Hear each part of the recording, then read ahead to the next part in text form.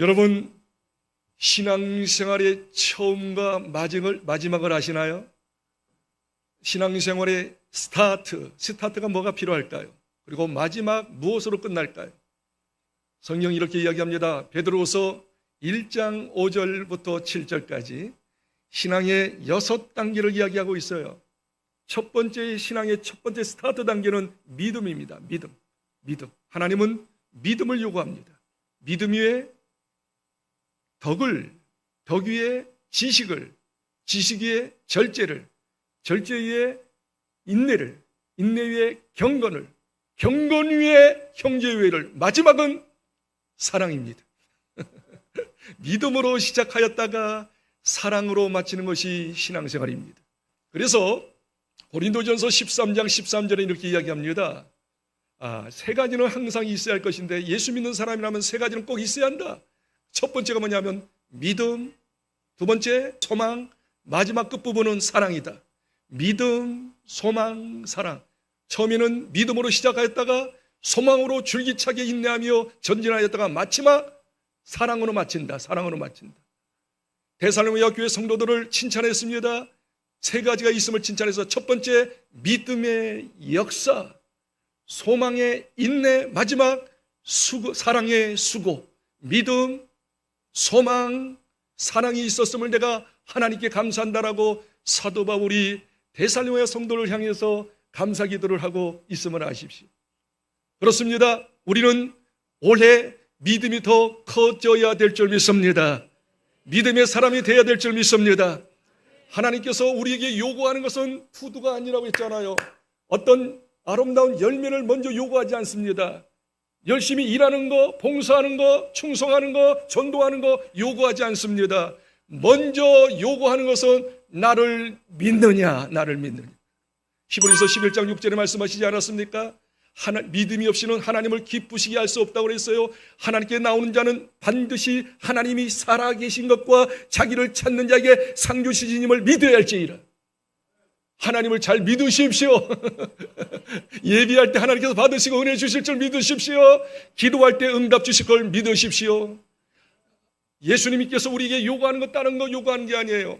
마가복음 9장 23절 할 수 있거든이 무슨 말이냐? 어정쩡한 믿음이 아니라 할 수 있거든이 무슨 말이냐? 믿는 자에게 정말 나를 믿으면 모든 것을 할 수 있느니라. 나를 온전히 믿어다오. 요한복음 14장 1절에 이렇게 이야기합니다. 내가 너희들 마음에 근심 좀 하지 마. 하나님을 믿으니 또 나를 믿어라. 하나님을 온전히 믿고 예수 그리스도를 온전히 믿으면 근심하지 않을 수 없고 행복하게 승리하며 살 수 있습니다. 믿음의 사람이 되거라. 믿는 자가 되거라. 의심하려고 하지 말고 염려하지 말고 오직 하나님을 제대로 믿겠다. 한번 믿어보겠다. 믿음을 갖겠다라고 하는 그런 열망을 가지고 믿음의 사람이 되거라. 자, 성경에 보니까 제가 성경을 많이 읽었잖아요. 성경 보니까 두 가지에 크게 나누면 믿음이 두 가지예요. 첫째는 구원받는 믿음이 있고 두 번째 역사하는 믿음이 있어요. 한번 따라할까요? 구원받는 믿음, 역사하는 믿음. 구원받는 믿음은 이렇게 하는 거예요. 구원받는 믿음은 예수님이 내가 죄인인데 이 죄 때문에 심판받고 지옥 갈 수밖에 없다. 그런데 내 죄를 주님께서 뒤집어 씌시고 십자가에서 피 흘리심으로 내 죄를 용서하셨습니다. 용서하신 증거로 부활하셨습니다. 나는 예수님께서 나의 죄 때문에 십자가에 죽으심과 부활하심을 믿습니다. 그리고 그 예수님을 나의 구주와 주인으로 모셔드립니다. 믿습니다. 바로 그것은 구원받는 믿음이에요. 자, 구원받는 믿음에 있어서는 큰 믿음, 작은 믿음이 없습니다. 그냥 예수님이 나를 위해서 십자가에 죽으심과 부활하심을 믿으면 되는 거예요. 한번 따라할까요? 구원받는 믿음은 큰 믿음과 작은 믿음이 없다. 그냥 믿으면 된다. 그래서 성경이 이렇게 이야기합니다. 요한복음 3장 16절 한번 읽어볼까요? 하나님이 세상을 이처럼 사랑하사 독생자를 주셨으니 누구든지 저를 믿으면 멸망치 않고 영생을 얻을. 여기서 중요한 단어가 있습니다. 누구든지 저를 믿으면. 큰 믿음, 작은 믿음 필요 없어요. 예수님이 나를 위해서 십자가 죽으심과 부활하심을 믿으면 구원받는, 영생 얻는다. 로마서 10장 13절 기억하시죠? 누구든지 주의 이름을 부르는 자는 구원을 받으리라. 누구든지 큰 믿음 작은 믿음 필요 없다. 예수 믿으면, 예수 이름 부르면 구원 받는다고 말씀하셨으니, 구원받는 믿음은 그냥 믿으면 되는 거예요. 그래서 보편적인 믿음, 일반적인 믿음이라고 합니다. 그런데 구원받은 사람이 한 가지 더 믿음을 가져야 해. 이제는 보편적인 믿음, 일반적인 믿음 갖지 말고 특별한 믿음을 가져야 해. 그 특별한 믿음은 뭐냐면 큰 믿음인 줄 믿습니다. 하나님을 더 잘 믿으세요. 문제가 있으면 이 문제 해결될 걸 믿으세요. 내가 기도하면 기도에 응답 주실 걸 믿으세요. 내가 예수 그리스도의 이름으로 모든 저주를 명령하고 문제를 명령하면 모든 저주가, 모든 문제가 해결될 걸 믿으세요. 내가 하나님께 쓰임받을 걸 믿으세요. 우리 교회가 크게 부흥될 걸 믿으세요. 여러분 가정이 잘 될 걸 믿으세요. 여러분의 사업이 잘 될 걸 믿으세요. 그것을 다른 말로 말하면 역사하는 믿음이라는 거예요. 큰 믿음이에요. 의심하지 마세요. 염려하지 마세요. 전능하신 하나님을 좀 신뢰하세요. 내 기도 틀림없이 들어주십니다. 내가 예수 이름으로 명령하면 그대로 귀신도 쫓아내고 모든 문제도 해결된다. 역사하는 믿음이에요. 일반적인 믿음, 구원의 믿음만 가지면 안 됩니다. 삶 속에서 승리하고 기적을 창조할 수 있는 믿음은 크게 믿는 거예요. 위대하게 믿는 거예요. 진짜 믿는 거예요. 믿음으로 선포하는 거예요. 믿음으로 기도하는 거예요. 믿음으로 명령하는 거예요. 믿음으로 담대히 나가는 거예요. 그 믿음의 사람들에게 반드시 증거가 나타나게 될 줄 믿습니다. 자, 한번 따라합시다. 오 주여, 저에게 작은 믿음 말고 주먹을 거머쥐면서 큰 믿음 주세요. 큰 믿음 주세요. 큰 믿음 주세요. 그러면 주님께서 말씀하십니다. 내 믿음대로 될지어다. 내 믿음대로 될지어다. 하나님을 크게 믿으면, 위대하게 믿으면 그렇게 될 줄을 믿습니다. 그래서 저는 올 한 해 여러분에게 다른 이야기 많이 하려고 하지 않습니다. 믿음 이야기를 좀 많이 하려고 그래요. 그래서 송구 영신님의 때 소개했던 조엘 오스틴 목사님, 긍정의 힘, 믿음의 힘, 그 책을 제가 하나씩 오늘부터 말씀을 증가하려고. 조엘 오스틴 목사님이 집사였을 때 그 아버님이 돌아가셨어요. 근데 돌아가시면서 유언하면서 이렇게 이야기합니다. 여기 두 목사도 있고 다른 목사도 있지만 이 교회를 맡아야 할 사람은 네다. 어쨌든 네가 이 교회 맡아라. 그때 신학을 하지 않았어요. 목회하면서 신학 공부했습니다. 그래서 걱정이 많이 있어요. 걱정이 태산이었어요. 하나님, 이 교회를 어떻게 내가 부흥시킬 수가 있습니까? 잘 목회할 수 있습니까? 하나님, 어떻게 할까요? 하나님께서 정확하게 감동을 주셨대요. 너 말이야 평소에 긍정의 힘을 가지고 살지 않니? 믿음으로 살고 있지 않니? 성도들에게 다른 이야기 하지만 믿음을 강화시키도록, 믿음이 성장하도록 믿음 이야기만 하거라. 어떤 이야기를 할까요? 하나님께서 구체적으로 말씀하셨어요. 이런 이야기를 하거라. 그래서 나온 책이 긍정의 힘 7가지 믿음의 원리에 대해서 계속적으로 반복적으로 완전히 체질이 될 때까지, 그렇게 살 때까지 계속 증거하고 증거했습니다. 긍정의 힘 2번째 책이 잘 되는 나였어요. 너 잘 돼. 틀림없이 쓰임받아. 틀림없이 성공할 거야. 잘 되는 나에 대해서, 자기 자화상에 대해서, 비전에 대해서 계속 강조했습니다. 근데 놀랍죠? 조그만 교회였습니다. 집사가 목회하는 교회였습니다. 신학 공부하면서 목회하는 그런 목회자였습니다. 그렇게 여러 가지 부족함이 많을지에도 불구하고 오직 믿음에 대해서, 믿음의 강화에 대해서, 믿음의 성장과 믿음의 성숙에 대해서 믿음을 계속 강조하니 그 교회가 폭발적으로 부흥돼서 몇 년 안 가서 미국에서 제일 큰 교회, 영향력 있는 교회가 그렇게 된 줄 믿습니다. 그렇게 된 줄 믿습니다. 저도 작년 4월 14일 날 중공 떨어지고 1년 채 안 됐잖아요, 우리 교회가. 그래도 이렇게 모인 거 감사하잖아요. 저는 숫자 노름하고 싶지 않습니다. 우리 교회 자랑하고 싶지 않습니다. 정말 믿음의 사람 되기를 원합니다. 하나님께 쓰임받기를 원합니다. 하나님의 살아계심을 경험하는 사람 되기를 원합니다. 그런 마음에서 여러분에게 계속적으로 올해는 믿음에 대해서 말씀하려고 하오니 마음을 좀 열어놓으시고 오 주여, 역사하는 믿음 주세요. 큰 믿음 주세요. 기적을 체험하게 하여 주옵소서. 살아계신 하나님을 만나게 하여 주시옵소서. 할렐루야. 그래서 조엘 오스틴 목사님이 7가지를 계속 강조했는데 그 7가지가 암송하기 어렵잖아요. 여러분 머리 제가 잘 아시잖아요. 저도 머리가 나쁜 걸 알잖아요. 그래서 한 문장으로 만들어서 비자 말가 고백, 한번 따라할까요? 비자 말가 고백. 첫 글자를 따가지고 7가지를 가지고 문장을 만드는 거예요. 비자 말가 고백. 비전의 사람이 되십시오. 자존감을 가지십시오. 비자 말, 항상 믿음, 소망, 사랑, 긍정의 말을 하십시오. 과거의 장벽을 다 깨르십시오. 과거에 어떤 일이 있어도 다 잊어버리세요. 과거에 집착하면 전진할 수 없어요. 큰일을 이룰 수 없어요. 과거의 생각을 예수 이름으로 사라질지어다. 생각이 다 깨부시기를 주 이름으로 축복합니다. 말과 고난의 강점을 찾아라. 고난 가운데 하나님이 비밀된 축복이 있다. 고난 가운데 염려하지 마세요. 많은 사람들이 조금만 문제만 있으면 염려, 걱정, 어떡하지? 밤자지. 잠도 자지 못하고 끙끙대면서 말이야. 별 생각 다 하자. 예수 이름으로 사라질지어다. 아무리 고난이 있어도 해결이 된다. 피할 길을 내신다. 더 좋은 거 하나님께서 예비된 복이 있느니라. 고난 가운데 하나님의 비밀된 축복을 생각하면서 기뻐하시고 감사하시길 바라요. 말과 고배, 항상 베푸는 자가 되십시오. 6가지. 말로 베푸세요. 부정적인 말 하지 마시고 인정해 주시고 격려해 주시고 소망을 주세요. 그리고 다독거려 주세요. 그리고 물질로 베풀어 주세요. 돈으로 베풀어 주세요.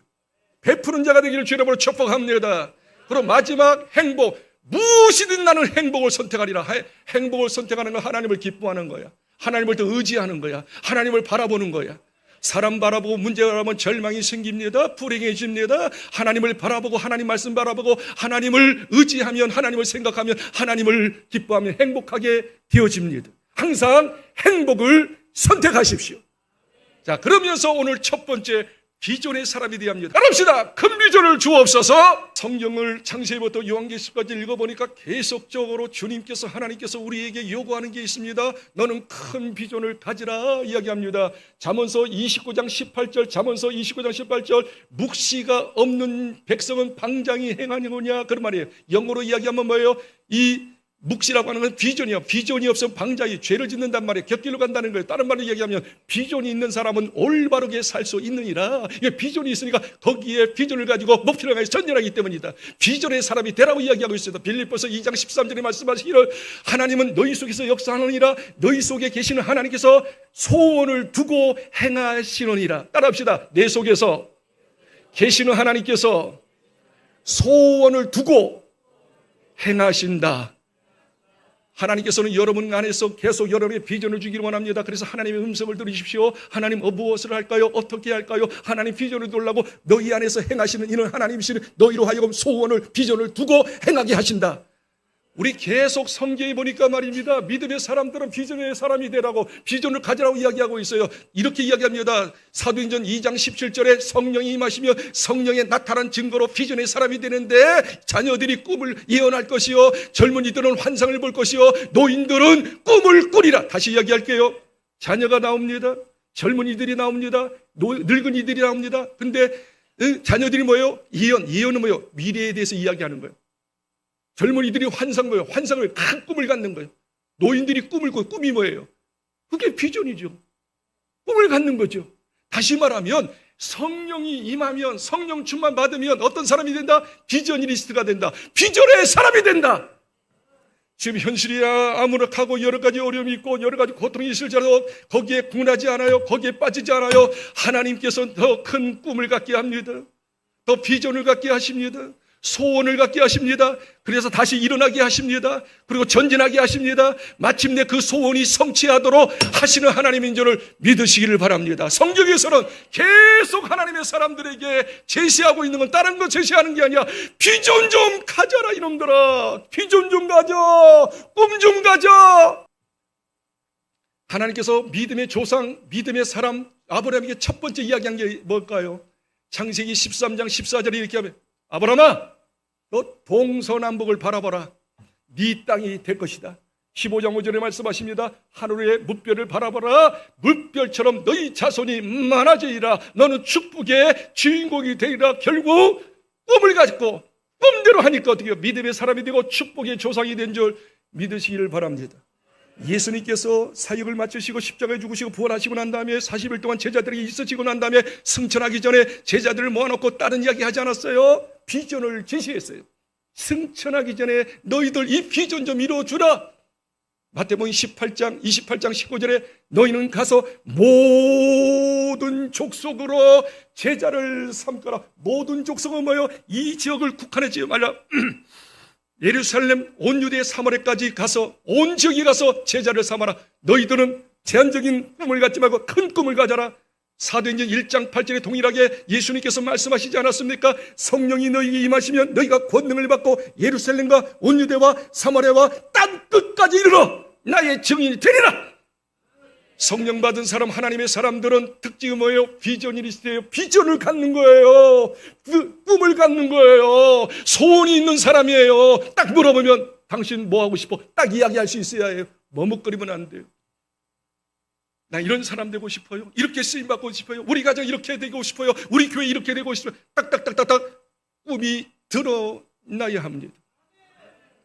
사도 바울이 세계적인 사람이 아니었어요. 가장 성경에 보니까 사도 바울처럼 쓰임받은 사람 없었습니다. 세계 1차, 2차, 3차 전도 여행을 통해서 수많은 곳에 교회를 세우고 하나님의 뜻을 이루었던 하나님의 사람이었는데 그는 어떻게 해서 그런 큰 일을 이루을 수 있었는가? 딱 한 가지, 하나님께 무조건 엎드렸어요. 그리고 하나님 무엇 할까요? 하나님의 소원이 뭐예요? 내가 하나님의 소원대로 하겠어요? 땅에서 아시아에 가서 복음을 증가하기를 원했습니다. 그리고 자기 뜻대로 하지 않고 하나님께 여쭤봤어요. 하나님, 저의 뜻은 아시아에 가서 복음을 증가하기를 원하는데 하나님의 소원이 뭐죠? 하나님의 꿈이 뭐죠? 정확하게 하나님께서 환상으로 말씀하셨어요. 야, 아시아로 가지 말고 유럽으로 가거라. 그래서 자기의 생각을 접어두고 하나님의 꿈인 유럽으로 갔어요. 그게 바로 마게도니아 빌립보 도성이에요. 빌립보 도성에 가서 복음을 증가하니까 어떻게 해요? 귀신을 쫓아내니까 어떻게 해요? 잡혔어요. 감옥에 들어갔어요. 억울했어요. 힘들었어요. 하나님의 소원을 가지고 하나님의 뜻대로 이 빌립보 지에 가서 복음을 증가하고 귀신을 쫓아내고 그랬는데 어떻게 감옥에 들어갈 수 있었는고? 그래도 낙심하지 않았어요. 그래도 하나님의 뜻이 있으니까 하나님의 뜻대로 내가 여기 왔으니까 하나님의 소원을 이루려고 왔으니까 하나님의 뜻을 이루어 주옵소서 기도하니 하나님께서 어떻게 해요? 지진을 일으켜서 옥문이 열렸습니다. 수갑이 다 열렸습니다. 거기서 나오게 됐습니다. 벌벌 떨고 있는 간수가 있었습니다. 스스로 자기를 하려고 합니다. 왜? 재수가 나가니까. 그때 주 예수를 믿어라. 그리하면 너와 내 집에 구원을 받으리라. 그 자리에서 감옥 안에서 복음을 증거해서 간수가 예수 믿었습니다. 간수가 자기 집으로 초청합니다. 자고 있는 모든 자녀들을 다 깨웠습니다. 부인을 깨웠습니다. 복음을 증거했습니다. 그 자리에서 예수 믿었습니다. 다 침례 받았습니다. 세례 받았습니다. 그리고 교회가 세워졌습니다. 그게 빌립보 교회였습니다. 그리고 유럽 교회가 시작되고 유럽 교회 개신교가 제일 많아지게 된 것입니다. 이제 몸이 아프고 나이도 들고 좀 약간 침체기에 있었던 사도 바울이 또 하나님께 기도합니다. 하나님, 저가 좀 나이 많이 들은 것 같습니다. 온몸이 많이 아픕니다. 하나님 어떡하죠? 그런데 기도하니 하나님께서 또 비전을 주셔요. 더 큰 비전. 아픈데 나이 들고 죽겠는데 기도하니 비전 주셨는데 어떤 비전 주셨느냐면 오메 인간말로 오메 어쩌면요 사도행전 23장 11절에 비전을 주십니다. 한번 읽어볼까요? 그날 밤에 주께서 바울 곁에 서서 이르시되 담대하라. 내가 예루살렘에서 나의 일을 증언한 것 같이 로마에서도 증언하여야 하리라 하시니라. 할렐루야. 몸이 지쳤어요. 나이도 많이 들었어요. 이제 사역 그만둘까? 그렇게 했는데 기도하니 틀림없이 주님께서 이렇게 이야기합니다. 그날 밤에 주께서 바울 곁에 서서 이르시되 담대하라. 나이 생각하지 마라. 아픈 거 생각하지 마라. 담대하라. 내가 너와 함께함이라. 그러면서 이렇게 이야기합니다. 내가 예루살렘에서 나의 일을 복음을 증거한 것 같이, 여기서 중요해요, 로마에서도 증거하여야 하리라. 로마에서도 그 당시에 가장 선진국이었던 로마, 가장 끝이었던 로마만 정복하면 세계를 정복하는 거예요. 늙은 바울에게, 병들었던 바울에게 하나님께 기도했더니만 비전을 주셨는데 예루살렘 비전이 아니에요. 온 유다의 비전이 아니에요. 사마리아의 비전이 아니에요. 그때 당시에 가장 끝이었던, 가장 강대국이었던 로마에 가서 복음을 증거하리라. 갔어요, 안 갔어요? 가서 복음을 증거해서 수많은 사람들을 예수 믿게 하고 교회로 세웠어요. 그리고 거기서 장렬하게 주님을 위하여 순교하신 줄 믿습니다. 그리고 로마가 그 후에 200년, 300년에 313년도에 완전히 로마가 국교, 예수 믿는 나라로 기독교 국가가 된 줄 믿으시면 아멘. 아니, 이렇게 하나님께서 우리에게 비전을 말씀하셨고 비전을 이루시는 것을 너무 형격하게 잘 알고 있는데도 불구하고 소위 예수 믿는다고 하는 저희들과 저와 여러분이, 아니 교회 다닌 지 10년, 20년 이렇게 됐는데 직분 얻었던 저와 여러분이 큰 비전 가져야 하지 않겠어요? 큰 꿈 가져야 하지 않겠어요? 내가 하는 것이 아니라 주님이 이루신다라고 말씀하셨으니 꿈만 가지면 되는 거 아니에요? 꿈으로 고백하세요. 비전을 고백하세요. 선포하세요. 그냥 믿음으로 전진하세요. 그냥 하나님께서 때에 맞게 역사하셔서 도우셔서 마침내 가나안 땅을 정복할 것이고 로마 땅을 정복한 것처럼 이 고독 신도시를 완전히 정복할 것이며 이 민족과 세계 열방에 우리 교회가 귀하게 쓰임받게 될 줄 믿습니다. 하나님의 시선, 하나님의 관심이 우리의 시선, 우리 관심 되게 하여 주옵소서. 하나님의 비전이 나의 비전 되게 하옵소서. 하나님의 시선에 대한 찬양을 드리겠습니다. 우리 찬송, 하나님의 시선, 하나님의 비전, 우리 한번 찬양해 주세요. 찬양해 주세요.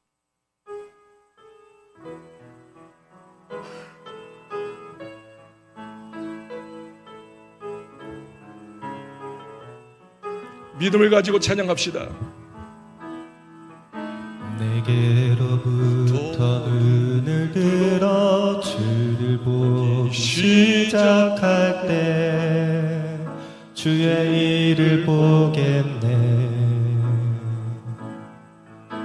내 작은 마음 돌이키사 하늘에 꿈꾸게 하네. 주님을 볼 때 모든 시선을 주님께 드리고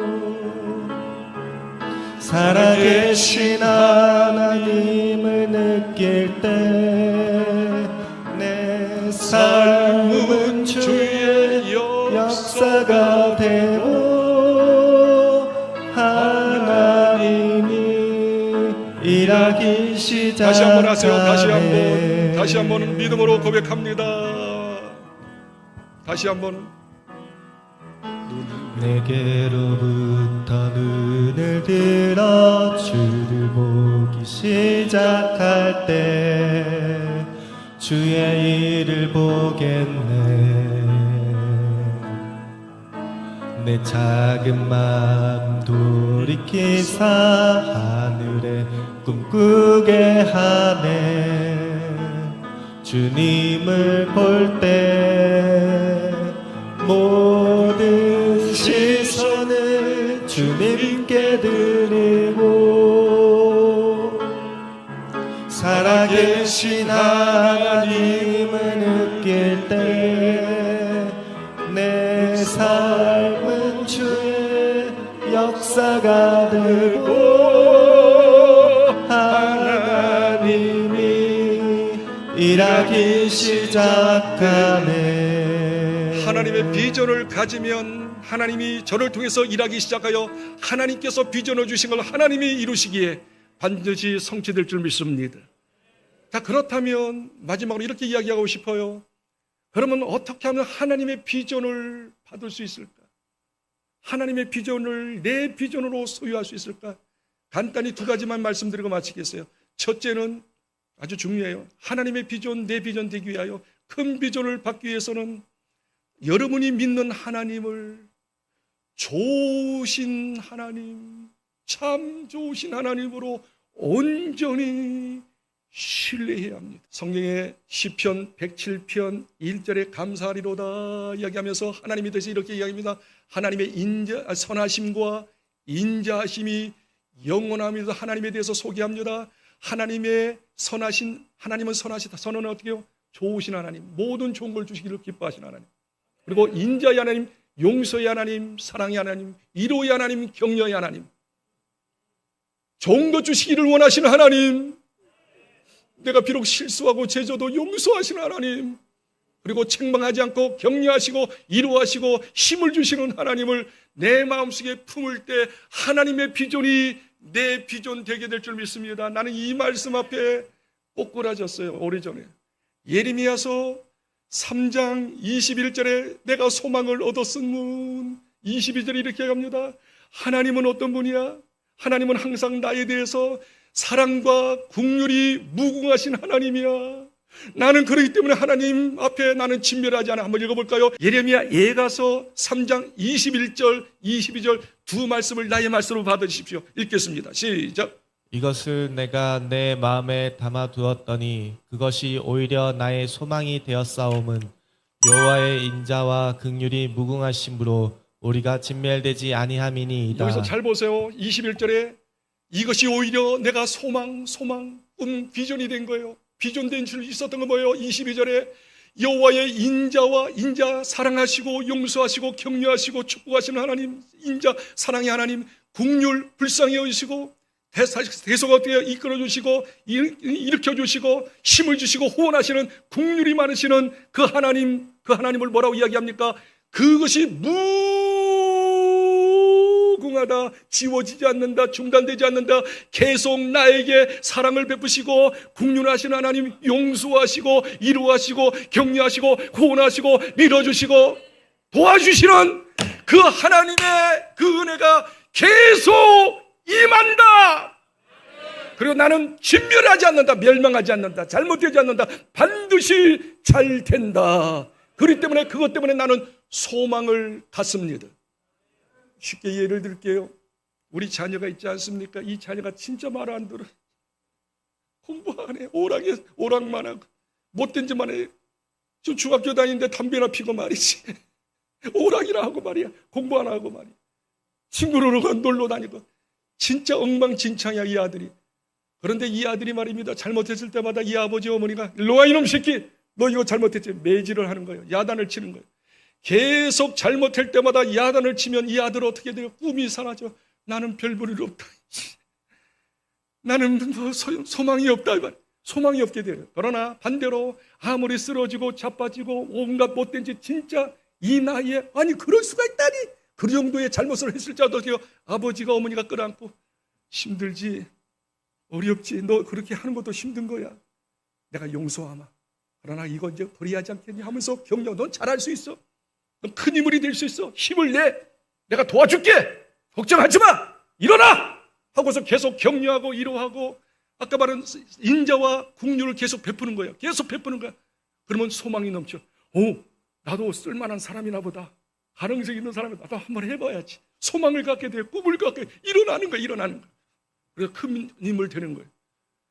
예수 믿으면서도 하나님 믿으면서도 똑같습니다. 저도 마찬가지. 여러분도 다 쓰러지잖아. 생각으로 쓰러지고 마음으로 쓰러지고 또 잘못된 습관으로 쓰러지고 온갖 죄 지을 수 있잖아. 그럴 때마다 여러분 자신을 보지 마십시오. 사랑하시고 긍휼히 여기시고 용서하시고 위로하시고 힘을 주시고 후원자가 되시고 일어나 괜찮아 후원하시는 주님을 생각하면 나도 주님 뜻 행해야지. 주님 어떻게 할까요? 주님의 소원을 생각하고 주님의 소원을 깨닫고 주님의 소원을 이루려고 하는 비전의 사람이 되어지는 것이죠. 그래서 성경은 이렇게 이야기합니다. 잠언서 24장 16절 의인은 믿음의 사람은 7번 넘어져도 7번이는 완전 숫자냐. 계속 넘어지고 계속 자빠지고 계속 실패하고 계속 죄짓고 못된 짓 하고 계속 습관적으로 잘못하고 믿음의 사람은 그럴지라도 하나님은 그래도 나를 사랑해, 그래도 나를 긍휼히 여겨, 그래도 나를 용서하셔, 나에게 기회를 주시고 나를 용서하시고 나에게 희망을 주시고 나에게 힘을 주시는 분이야.